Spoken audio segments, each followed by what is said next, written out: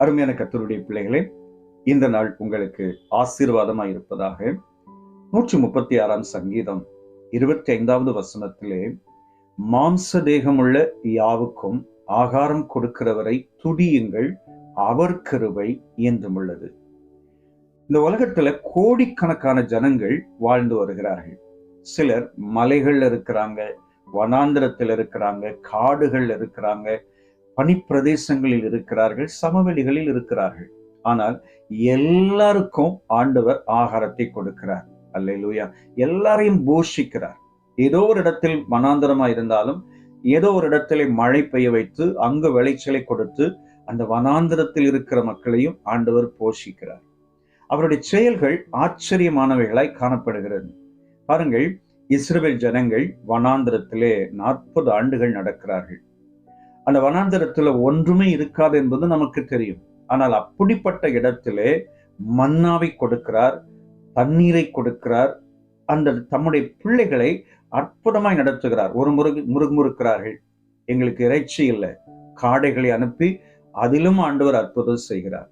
இப்படி இஸ்ரவேல் ஜனங்களை அற்புதமாய் வனாந்திரத்திலே நடத்தி வந்து அவர்கள் சுதந்திரிக்க வேண்டிய இடத்திலே அவர்களுக்கு அந்த சுதந்திரிக்க வேண்டிய காரியங்களை செய்து அந்த ஆசீர்வாதத்தையும் ஆண்டவர் கொடுக்கிறார்.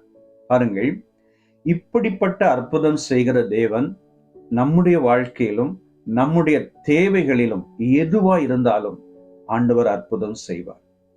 சிலர் சொல்லுவாங்க, நான் என்னுடைய வாழ்க்கையில நிறைய தேவைகளோடு இருக்கிறேன், நிறைய எதிர்பார்ப்புகளோடு இருக்கிறேன், அவ்வளவு பிரச்சனை என்னை சூழ்ந்து இருக்கு பிரதர், அவ்வளவு போராட்டம் என்னை சூழ்ந்து இருக்கிறது, நானும் சாதாரணமானவர், என்னை தேவன் இப்படி நடத்துவாரா, இப்படி ஆசீர்வதிப்பாரா அப்படின்னு சொல்லி என்கிட்ட கேட்பாங்க. நான் சொல்லுவேன், கர்த்தர் உங்களுக்கு அற்புதம் செய்வார். முழு உலகத்தையுமே போஷிக்கிற தேவன், முழு உலகத்தையுமே நடத்துகிற தேவன் உங்களை நடத்தாமல் இருப்பாரா?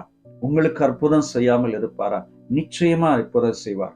நம்முடைய விசுவாசம் தேவன் மேல் மட்டும் இருக்குமானால் முழு உலகத்தையும் போஷிக்கிற தேவன் நம்ம குடும்பத்துக்குள்ள, நம்முடைய வாழ்க்கையில அற்புதம் செய்யாமல் இருப்பாரா? கண்டிப்பாய் செய்வார்.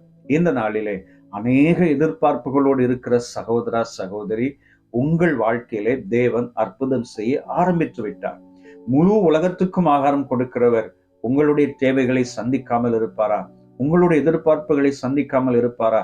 நிச்சயம் அற்புதம் செய்வார். நம்முடைய நம்பிக்கை, விசுவாசம் அவர் மேல் இருக்கட்டும். அவரை சார்ந்து கொள்வோம்.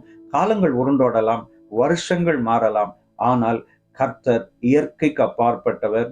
அவர் அற்புதமாய் நடத்துவார், அற்புதமாய் கிரியை செய்வார்.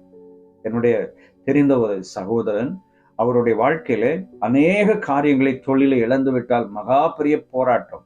சில ஆண்டுகளுக்கு முன்பு நான் அவரை சந்தித்தேன். பின்பு அவரை சந்திக்கும் போது சொன்னார், கர்த்தர் என்னை எப்படி நடத்தினார் என்று எனக்கு தெரியவில்லை. நான் வேலை செய்த போது எப்படி ஆசீர்வாதமா இருந்தேனோ, தொழில் செய்த போது எப்படி ஆசீர்வாதமா இருந்தேனோ, அதே போலதான் தேவன் இன்றைக்கும் நடத்துகிறார் பிரதர் அப்படின்னு சொன்னாங்க.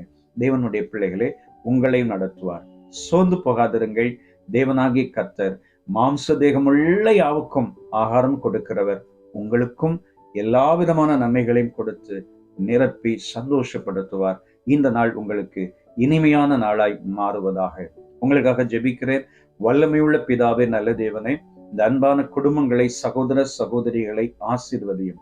முழு உலகத்தையும் போஷிக்கிற தேவன், இதை பார்க்கிற நம்முடைய அன்பு பிள்ளைகளின் தேவைகள், எதிர்பார்ப்புகள், இயக்கங்களை சந்தித்து அற்புதம் செய்வீராக.